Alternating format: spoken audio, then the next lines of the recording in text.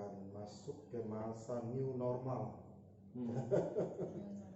Nanti ada penyesuaian-penyesuaian, kita doakan ya supaya pemerintah bisa menyiapkan semuanya dengan baik sehingga new normal bisa kita jalani dengan baik. Nah, hari ini kita akan membahas apa nih? Oh ya Pak, aku mau nanya nih, rapture itu apa sih? Rapture, oke. Kamu pertanyaan yang luar biasa. Rapture atau pengangkatan orang-orang percaya. Apa itu rapture? Rapture adalah pengangkatan orang-orang percaya yang terjadi sebelum masa tribulasi atau kesusahan besar dan sebelum masa kerajaan 1000 tahun dan langit baru dan bumi yang baru. Jadi dia berada sebelumnya, ya, sebelumnya. Ini adalah sebuah pandangan teologi dari sekelompok orang yang punya pandangan premilenium dan pre-tribulasi. Jadi ada pengangkatan orang-orang percaya sebelum masa kesusahan besar atau tribulasi. Nah, coba kita baca. Pandangan ini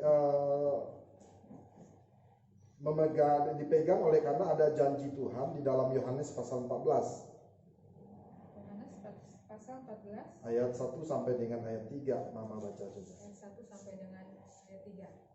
Rumah Bapa, janganlah gelisah hatimu, percayalah kepada Allah, percayalah juga kepadaku. Di rumah Bapakku banyak tempat tinggal. Jika tidak demikian, tentu aku mengatakannya kepadamu. Sebab aku pergi ke situ untuk menyediakan tempat bagimu. Dan apabila aku telah pergi ke situ dan telah menyediakan tempat bagimu, aku akan datang kembali dan membawa kamu ke tempatku, supaya di tempat di mana aku berada, kamu pun berada. Ya, garis bawahi ayat ini berkata, Yesus akan datang kembali dan membawa kamu ke tempatku. Jadi ayat ini mengatakan bahwa nanti Yesus akan menjemput orang-orang percaya, lalu akan membawa dia ke rumah Bapa. Ya kan? Nah, Paulus memahami perkataan Yesus ini dengan menggunakan istilah diangkat atau rapture. Ya, coba kita baca tim, coba baca 1 Tesalonika 4 ayat 13 sampai dengan 17. Ini agak panjang tapi baca aja pelan-pelan dengan suara keras. 1 Tesalonika 4 ayat 13. Kedatangan Tuhan. Selanjutnya kami tidak mau, saudara-saudara, bahwa kamu tidak mengetahui tentang mereka yang meninggal, supaya kamu jangan berduka cita seperti orang-orang lain yang tidak mempunyai pengharapan.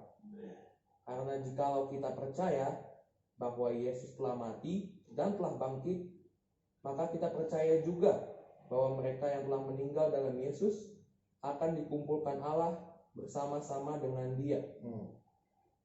Ini kami katakan kepadamu dengan firman Tuhan.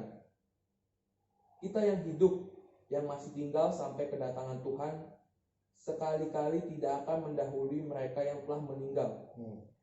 Sebab pada waktu tanda diberi, yaitu pada waktu penghulu malaikat berseru dan sangkakala Allah berbunyi, maka Tuhan sendiri akan turun dari surga, dan mereka yang mati dalam Kristus akan lebih dahulu bangkit. Sesudah itu, kita yang hidup, yang masih tinggal, akan diangkat bersama-sama dengan mereka dalam awan menyongsong Tuhan di angkasa. Demikianlah kita akan selama-lamanya bersama-sama dengan Tuhan. Ya, dikatakan kita yang hidup, yang masih tinggal akan diangkat bersama-sama dengan mereka yang sudah meninggal dalam awan menyongsong Tuhan di angkasa. Jadi tadi di Yohanes pasal 14, Yesus berjanji akan menjemput umatnya Lalu Paulus memahami perkataan itu dengan istilah diangkat, menyongsong Tuhan di angkasa. Lalu Tuhan membawa kita ke rumah Bapa di sorga. Itu terjadi sebelum masa kesusahan besar yang akan melanda dunia ini. Nanti di dalam renungan keluarga selanjutnya kita akan bahas tentang kesusahan besar ya. Kesusahan besar. Jadi itu yang terjadi tentang pengangkatan umat yang percaya. Nah, di dalam firman Tuhan di 1 Korintus 15 ayat 51 menyebutkan ini sesuatu yang rahasia, misteri. Kenapa? Karena kedatangan Tuhan Yesus yang kedua kali waktu menginjakkan kakinya di bumi itu disertai tanda-tanda. Tetapi kedatangan Tuhan untuk menjemput umatnya itu misteri, rahasia. Nggak ada tanda-tandanya. Ya, jadi Alkitab bilang itu misteri, itu rahasia. Tuhan akan menjemput umatnya, lalu kita akan dibawa ke rumah Bapa di sorga. Itulah namanya rapture. Tapi Pak, Ya. aku pernah lihat tuh di sosial media ada orang yang membahas bahwa rapture itu tidak ada. Nah, sebenarnya itu rapture ada nggak sih? Ya, kalau kita melihat ada beberapa pandangan eskatologi atau tentang akhir zaman yang dianut oleh orang Kristen. Ya, dianut. Prinsipnya mereka semuanya percaya, kita semuanya, bahwa Yesus akan datang kali kedua. Ya, cuman ada perbedaan, beberapa perbedaan pandangan dalam hal peristiwa nanti kedatangan Yesus yang kedua kali.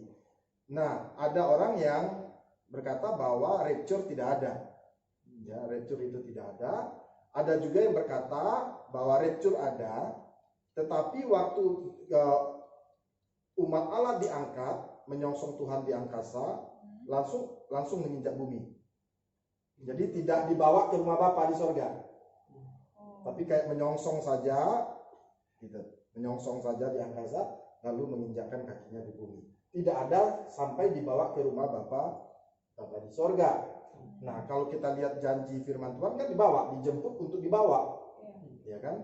Dan Paulus berkata itu sebuah rahasia, sebuah misteri, ya, rahasia, sebuah misteri. Nah, menurut pandangan ini ada satu hal yang sulit untuk dibantah bahwa rapture itu ada. Apa itu? Ya, kita lihat. Itu coba baca. Wahyu pasal 22 ayat yang kedua. Wahyu pasal 22 ayat yang kedua. Wahyu 22 pasal 2. Wahyu pasal 22 ayat yang kedua. Sudah makan nanti ya? Sudah. Tadi habis basket ya, kita luar biasa ya. 1 jam lebih basket, itu karena basket kan kali ya. Wahyu 22 ayat 2. Ayat 2. Di tengah-tengah jalan kota itu, yaitu di seberang menyeberang sungai itu, ada pohon-pohon kehidupan yang berbuah 12 kali, tiap-tiap bulan sekali. Dan daun pohon-pohon itu dipakai untuk menyembuhkan bangsa-bangsa. Dan daun pohon itu dipakai untuk menyembuhkan bangsa-bangsa. Nah, pertanyaannya begini, kenapa rapture itu sesuatu hal yang harus terjadi menurut pandangan ini ya? Nah, kalau rapture tidak ada, lalu peristiwa ini adalah peristiwa langit baru dan bumi yang baru. Ya, lalu ada Yerusalem baru turun dari sorga lalu tiba di bumi. Ya, yang luasnya kemarin kita udah bicarakan sekitar 1.500 mil atau 2,6 km persegi square ya. Itu luas sekali. Nah, seandainya rapture tidak ada, maka berarti hanya 2 jenis orang dong. Tahu kenapa? Karena kalau rapture tidak ada langsung penghakiman, maka ada 2 jenis orang. Satu orang yang tidak benar lalu dilemparkan ke neraka, kekal di neraka. Tapi yang kedua adalah orang yang tubuhnya sudah dimuliakan, tubuhnya kehidupannya sudah kekal, ya, dan bersama-sama dengan Tuhan. Ada 2 jenis orang, ya, satu di neraka, satu di Yerusalem baru, ya, satu di neraka, satu di Yerusalem baru. Hanya 2 jenis orang.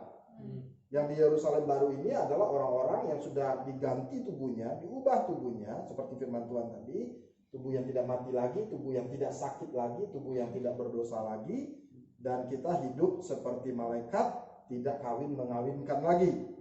Tapi Ya. di sini dikatakan daun pohon-pohon itu dipakai untuk menyembuhkan bangsa-bangsa. Siapa bangsa-bangsa itu? Nah, itulah seandainya kalau tidak ada rapture, maka pertanyaannya adalah bangsa-bangsa ini siapa? Bangsa-bangsa ini adalah orang-orang yang ada di luar Yerusalem baru, waktu langit dan bumi baru. Mereka belum memiliki tubuh kekal. Artinya mereka masih bisa sakit, makanya kan dikatakan daunnya untuk menyembuhkan bangsa-bangsa.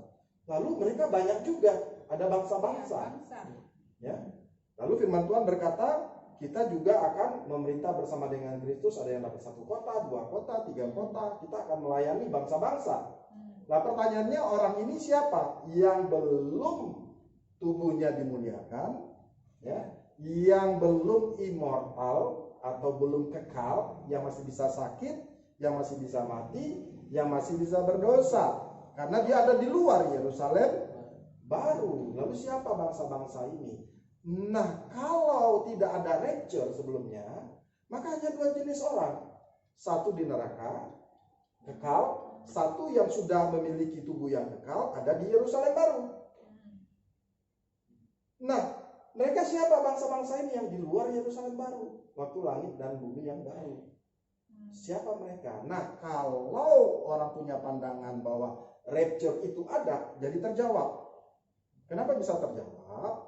Begini, waktu rapture terjadi, maka orang yang diangkat, umat Allah yang diangkat sebelum masa kesusahan besar, maka mereka sudah memiliki tubuh kemuliaan, tubuh rohani, tubuh kebangkitan yang tidak sakit lagi, yang tidak mati lagi, yang tidak berdosa lagi.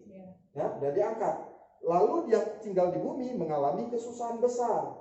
Ya. Dan orang-orang yang mengalami kesusahan besar ini ada yang terima Yesus, yang percaya Yesus. Ya, ada yang percaya Yesus, tetapi tubuhnya belum dimuliakan. Nah, mereka masih hidup, lalu mereka melewati masa kesusahan besar. Lalu mereka melewati masa kerajaan 1000 tahun, ya, mereka masih menikah, mereka masih punya keluarga, mereka masih bisa punya anak, karena tubuh mereka belum tubuh dimuliakan. Lalu mereka inilah nanti yang juga menjadi penghuni dari langit baru dan bumi yang baru, tapi di luar Yerusalem baru. Ya, sehingga nanti kita orang-orang yang sudah rapture diangkat oleh Tuhan, kita akan ada di Yerusalem baru, lalu kita bisa melayani mereka, kita membawa daun, dikatakan daun dari pohon kehidupan, kita bisa mendapatkan pengajaran dari Yesus langsung, lalu kita bisa bagikan kepada bangsa-bangsa, kita akan memuridkan bangsa-bangsa, kita akan melayani Tuhan di sana. Ya, jadi Yerusalem baru itu bukan seperti orang tua yang memainkan harpa tiap hari, tidak. Kita melayani Tuhan, kita memuji Tuhan, kita bekerja, ya, kita memerintah bersama dengan Kristus, dan itu hanya bisa kalau ada rapture. Kenapa? Bangsa-bangsa dari mana? Ya, bangsa-bangsa dari mana? Orang-orang yang belum diangkat, ya. Orang-orang yang belum diangkat, orang-orang yang belum mengalami tubuh kemuliaan, orang-orang yang belum mengalami tubuh rohania. Tapi mereka waktu Yesus kita diangkat, ya, mereka baru menerima Yesus. Ya, ketika peristiwa itu menjadi heboh, lalu mungkin di antara satu keluarga ada 2 orang, mungkin 1 orang yang tidak percaya Yesus. Lalu ketika beberapa orang keluarga mereka diangkat, ya, menyongsong Tuhan di angkasa, lalu di surga, di rumah Bapa, lalu mereka akhirnya sadar, oh iya, Yesus adalah Tuhan dan Juru Selamat. Tapi agak telat, ya. Agak telat. Tetapi mereka juga masuk. Sampai telat. Ya, tapi mereka juga masuk kepada kerajaan 1000 tahun, lalu juga kepada langit baru dan bumi yang baru, dan kita yang ada di Yerusalem baru, ya, yang sudah memiliki tubuh kemuliaan, ya, kita akan melayani bangsa-bangsa. Ya, jadi di surga itu tidak boring, Tidak membosankan. ya, tidak boring. Ada sukacita, memuji Tuhan, kita melayani Tuhan, kita bekerja, kita memuridkan bangsa-bangsa. Ya. Itu luar biasa. Excited sekali. Dan kita dengan tubuh kemuliaan ini kita bisa melayani mereka. Ya. Dan kita bisa belajar dari Tuhan secara langsung di Yerusalem yang baru. Puji nama Tuhan. Bapak Ibu yang dikasihi Tuhan, mungkin ada di antara Bapak Ibu yang memiliki pertanyaan tentang rapture. Kami senang sekali jika Bapak Ibu bisa memberikan komen di bawah renungan keluarga ini. Nanti kita akan belajar bersama-sama tentang firman Tuhan, dan kita yakin bahwa kita akan diberkati oleh kebenaran firman. Puji nama Tuhan. Tuhan Yesus memberkati kita. Amin. Amin.